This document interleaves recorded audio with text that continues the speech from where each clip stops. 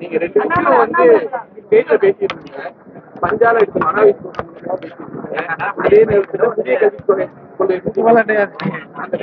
அதுவும் மேடையில இருந்தே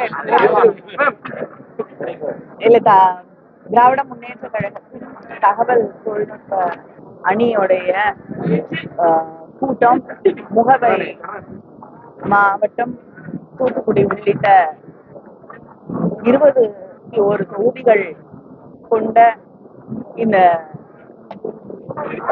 தகவல் தொழில்நுட்ப அணியைச் சேர்ந்தவர்கள் பங்கேற்றுக் கொண்ட இந்த கூட்டத்திலே கலந்து கொள்வதிலே மகிழ்ச்சி அடைகிறேன். நான் தொடர்ந்து பல விஷயங்கள்ல திராவிட முன்னேற்ற கழகத்தின் கருத்துக்களை, திராவிட முன்னேற்ற கழகத்தின் சாதனைகளை, தலைவர்கள் சொல்லக்கூடிய கருத்துக்களை மக்களிடம் மிகச் சிறப்பாக கொண்டு செல்லக்கூடிய இந்த அணி தேர்தலுக்காக மட்டுமில்லாமல் திராவிட இயக்கத்தின் கொள்கைகளை கொண்டு போய் சேர்க்கக்கூடிய அணியாக, திராவிட இயக்க வரலாறு இளைஞர்களுக்கு பாட்காஸ்ட் வழியா அடுத்த தலைமுறைக்கு கொண்டு போகக்கூடிய அணியாகவும் செயல்பட்டு வருகிறது. அந்த அணிக்கு என்னுடைய வாழ்த்துக்களை தெரிவிக்கக்கூடிய வாய்ப்பாகவும் அந்த செயலாளர் திரு டி.ஆர்.பி. ராஜா அவர்களுக்கு என்னுடைய பாராட்டுக்களை தெரிவிக்கக்கூடிய வகையிலும் இந்த நிகழ்ச்சியிலே பங்கேற்கிறது மகிழ்ச்சி அடைகிறேன். இதான கேட்க போறேன் நீங்க என்னங்க?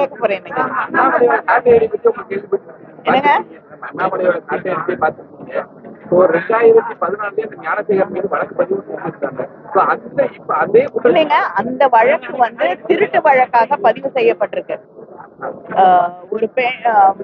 ஒரு பாலியல் குற்றமாக அது பதிவு செய்யப்படவில்லை. அதனால அப்பொழுதே அது ஒழுங்கா பதிவு செய்யப்பட்டிருந்தா கூட இன்னைக்கு அவருக்கு ஒரு தண்டனை கிடைத்திருக்கும். அவர் மீது இருக்கக்கூடிய வழக்கு சரியாக நடத்தப்பட்டிருக்கு.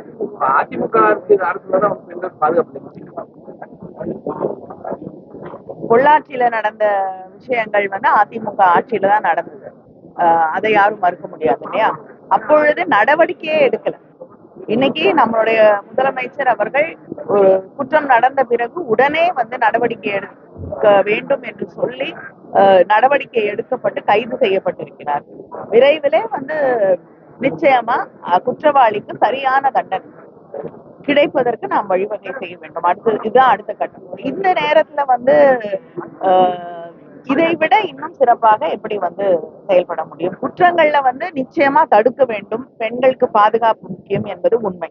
ஆனால் இப்படிப்பட்ட சம்பவங்கள் நடக்கக்கூடாது. நடந்துவிடும் பொழுது அரசு தன்னுடைய கடமையை செய்ய வேண்டும். அதை செய்து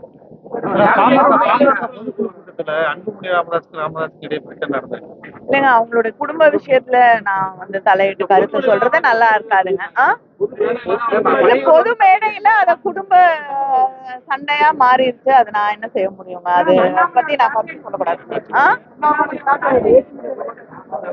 அவருக்கு என்ன வேண்டுதலோ என்னன்னு எனக்கு எப்படிங்க தெரியும்? அவர் பச்சை கலர் வேஷ்டி கட்டியிருந்தாரு. எனக்கு தெரிஞ்சு திருச்செந்தூருக்கு கோயிலுக்கு வரவங்க கட்டிட்டு வருவாங்க.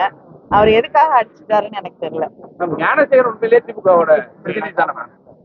கைது செய்யப்பட்ட ஞானசேகரன் உண்மைக்கு திமுகவோட பிரதிநிதி தானா?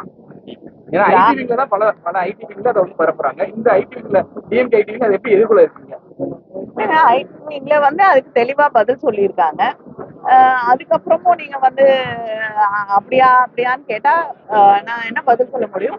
ஒரு கட்சியில வந்து கோடிக்கணக்கானவர்கள் இருப்பாங்க. அதுல யாரு அந்த கட்சியை மீது ஈடுபாடு இருக்கு, யார் வந்து எதிரணியில இருக்கக்கூடியவர்கள் அப்படிங்கறத வந்து எல்லாரும் தெரிந்து வைத்துக் கொள்ள முடியாது. ஆனா கோர்ட்லயே வந்துட்டு தெளிவா வந்து அவங்களுக்கும் திராவிட முன்னேற்ற கழகத்திற்கும் எந்த சம்பந்தமும் இல்லைங்கிறத தெளிவுபடுத்தி இருக்கிறார்கள். அது மட்டும் இல்லாம முதலமைச்சர் யாரா இருந்தாலும், எந்த கட்சியை சேர்ந்தா இருந்தாலும் பாரபட்சம் இல்லாமல் நடவடிக்கை எடுங்கள்.